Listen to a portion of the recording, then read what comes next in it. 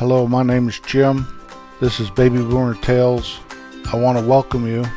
I want to invite you to visit our webpage, babyboomertales.com. There's pictures, there's links to where you can listen to our podcast. There's a page right there where you can listen to all of our current podcasts and links to our older podcasts. Today, I would like to call this episode Catching a Raccoon. When I was a boy, I liked to catch stuff. I was always catching critters, or trying to anyway. I'd go up to Third Valley and catch frogs, bring them home. One time in a class field trip, I must have been 4th or 5th grade, I caught a snake and chased the girls around with it. Thought I was pretty funny. It was just a little garter snake. I liked to catch fish. I would try to catch turtles and was successful once in a while catching a turtle. You would think that those little suckers move so slow they'd be easier to catch. As I grew older, even though I still liked to fish, I didn't try to catch too many frogs and snakes and turtles. I guess I was starting to grow up a little bit. One day I was downtown in a store, and a man came in and informed people in the store, working in the store, and I was standing there, overheard him. He said he had lost his pet skunk, gave his name and phone number, and offered a small reward if anyone found it. Well, as things would have it, that night I was walking home with my dog Baloo, and lo and behold, on the hill, there was a skunk. Well, we kind of chased the skunk, and the skunk not real fast, but we were trying to get around so I could catch him. And we finally got him cornered, and I was just thinking that reward money and how excited it is for us to catch a skunk, and Blue was right there. She's a good dog, heck of a hunter. And the next thing you know, it was dark, it was night, but the air turned green and putrid and awful. And that wasn't a pet skunk, that was just a skunk. And he had sprayed. And Blue and I couldn't get out of there fast enough. Well, after a while we went home, and I had my brother smell me. And I didn't really smell like a skunk, he said, but I could only smell skunk in my nostrils. Thank goodness we didn't get sprayed, but by breathing the air and being in the vicinity and just being right there, it had just filled my sinuses. And I smelled skunk for days. I couldn't get it out of my nasal, let alone out of my brain. It was a terrible, awful experience.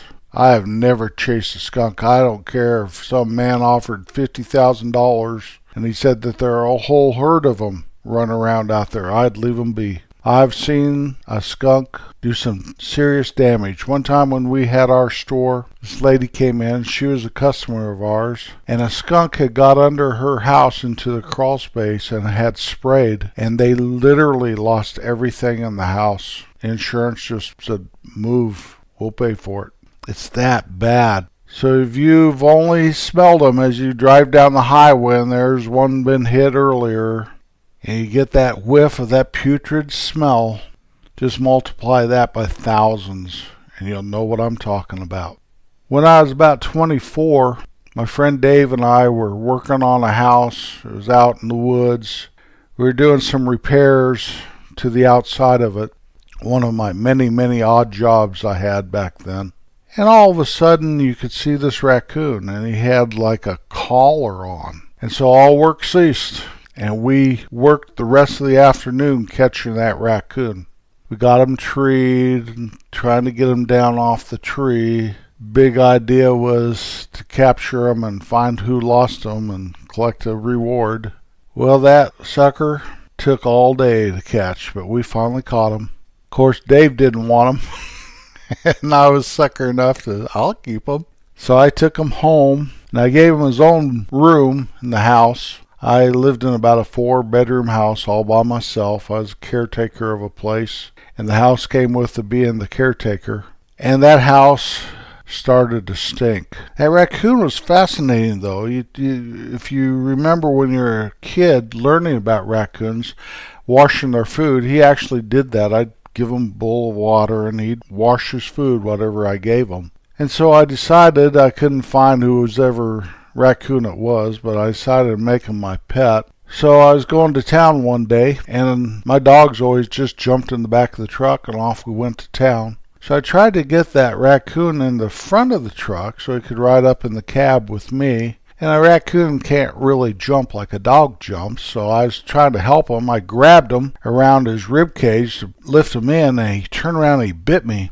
I imagine I startled him real bad, and he was probably just protecting himself. There was a big gash on my finger, and I still can see the scar. And he ran off. And I was so angry at that raccoon, I cussed him and yelled at him and threatened him. And he had a leash. By that time, I had a leash on his collar. And I thought, well, I should try to catch him and at least let the leash off before he goes on. I knew he wouldn't survive if he's out in the wild. Probably been someone's pet since he was a baby. But I couldn't get him, and I was bleeding, and I was angry. So I went to town. I went to Dave's house and showed Dave's mom my wound, and I asked if she thought I needed to see a doctor. So she started quizzing me, where did I get the raccoon, and how long have I had the raccoon, and what was I doing trying to pick the raccoon up, and all this stuff. But so her analysis of the whole deal was, since I didn't know the raccoon very well, I'd had him about a week, didn't know where he came from, didn't know his background except for he had a collar on, that I should go to the doctor and see if I needed rabies shots. She kind of explained to me what was entailed in rabies shots and scared the beejiminies right out of me, and I just couldn't do it. I just decided I'd take a chance. Now that is kind of silly. I should have at least gone to the doctor. I should have listened to Dave's mom's advice. But I didn't take her advice on that one. And thank goodness that raccoon did not have rabies. About a week later, I got a call from a guy named Paul that we'd put the word out about the raccoon, apparently. And so he's let me know that they caught it and took it to some kind of a children's zoo or something in Denver, and kind of gave me a bad time that I'd let that raccoon go with that leash and collar on. But at the time when he bit me and ran off, I care less. I was more interested in my well-being than that raccoon's. So any animal rights lovers might hate me for that. But that was 45 years ago, and I don't care now. I'd have handled it differently. If I'd seen a raccoon with a collar on, I would just called somebody, probably call my vet and see who I would call to come and rescue that sucker. But if I saw a raccoon and he hung around here a few days around my property during the daytime, I would know something's wrong with them. Because raccoons come out at night. I've got probably dozens of them around my house, but you only see them at night. Those are the healthy ones. A raccoon that you find during the day is either sick or he's someone's pet and got lost. I'll never forget that raccoon because I have the scar that reminds me of him. Dave and I took a whole day. We didn't make any money trying to catch somebody's lost pet. And all it got me was a stinky room, and it stunk the house up, and a scar that I have forever. It also got me a story I could tell today. Little yarn that I could spin. A memory that wasn't hard to dig up.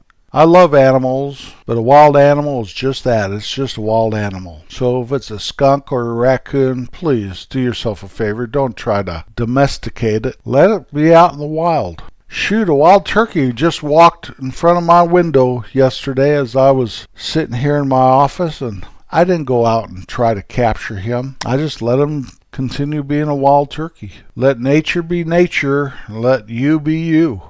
And the two of them can coexist pretty well, and you can sure enjoy them.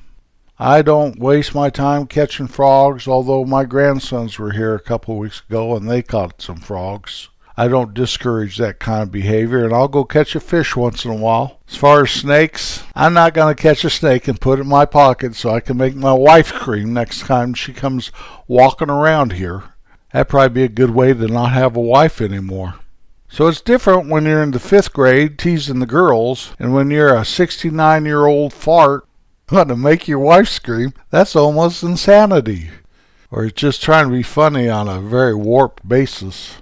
Both of which I've probably been guilty of at points in my life, and I've learned from experience you don't do that. So please remember, skunks aren't Flower on Bambi or Odie Coloni on the cartoons, and raccoons aren't Racky Raccoon came into his room. They're wild animals, and respect that, and you'll be okay. I had to learn the hard way, but that's kind of the story of my life, and I'm just here to share that with you. Let me give you a list of animals not to fool with. Now, I live out in the country, and I've always lived in rural type settings, so I'm not talking about your urban animals. I'm talking about the animals out here in the wild blue yonder. And I'll just throw a bunch of them out off the top of my head. I don't have any kind of list written out or printed out, or haven't even thought of it, but I need to do this.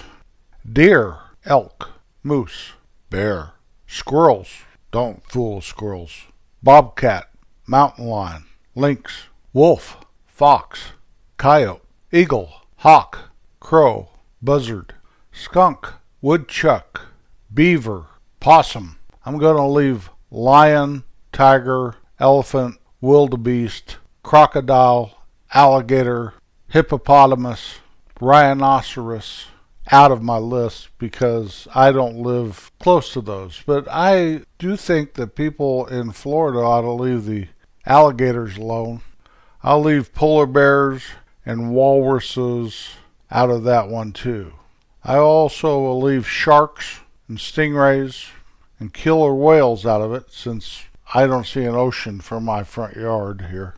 What I'm trying to say is nature is full of animals. Wonderful, beautiful animals. Majestic animals. And they're not really part of our world, but they're given to us to enjoy and observe and try to understand without impeding on their life. Same way as we don't want them impeding on our life. Back where I was raised, right now they're having problems with bears. If you don't lock your car up at night, the bear can somehow figure out how to get into your car, and he'll tear the whole thing up looking for a Ritz cracker or a French fry you fell between the seats while you're eating a McDonald's driving home. So anyway, watch out for the bears.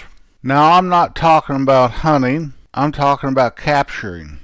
Going out there and jumping on them, trying to get them with your bare hands or something like that. I captured an eagle, and I talked about that in an episode called The Camp. But the eagle had been injured, and I saw his tracks in the snow walking up from the river, and that guy could not fly. And probably if I wouldn't have captured him and eventually called Game and Fish and they doctored him, the bird would have died. And I'm not talking about being stupid, or maybe I am talking about being stupid.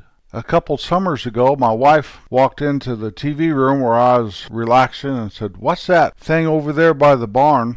And I looked again, I looked real hard, and I said, "That's a big cat, I think it's a mountain lion." Well, I knew that my dog was outside, and so I took off, and I had to go out the front door. It was faster than trying to unlock and negotiate the back door, and ran around thinking I've got to get that dog in so it doesn't attack that cat and probably end up with a bad situation for the dog. And by the time I got around to where the barn was, the dog was running up from the road and the cat was gone. And what had happened is the dog saw the mountain lion and took off after him, and the mountain lion ran off. And the mountain lion was at least twice as big as my dog. Adrenaline was pumping fast. I had grandkids in the house, and you hear stories of little kids running and a big cat killing little kids.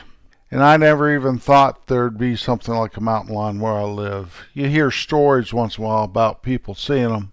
So I went outside unarmed, kind of like an idiot, to rescue my dog. And what I'm talking about is, what was I going to do? Jump on the mountain lion to rescue my dog? Kind of like I jumped on that eagle to rescue the eagle. So you got to be smart about this thing and not let your adrenaline override your better judgment. When I got back in the house, I was curious. So I got on and Googled it, and I looked at a bunch of pictures, because this cat appeared to be pretty hairy. Didn't really look like what I thought. At first I thought it was a lynx or something. Then I realized it was too big. And I finally found a picture, and it was exactly like that cat. And then I read a little bit about mountain lions, and apparently a mountain lion, if it thinks, unless it's cornered, it thinks that if there's a chance it'll get hurt, it'll leave whatever there is there alone. So if the cat's not sick and the cat's not cornered, he should leave an adult alone. He usually will leave an adult deer alone.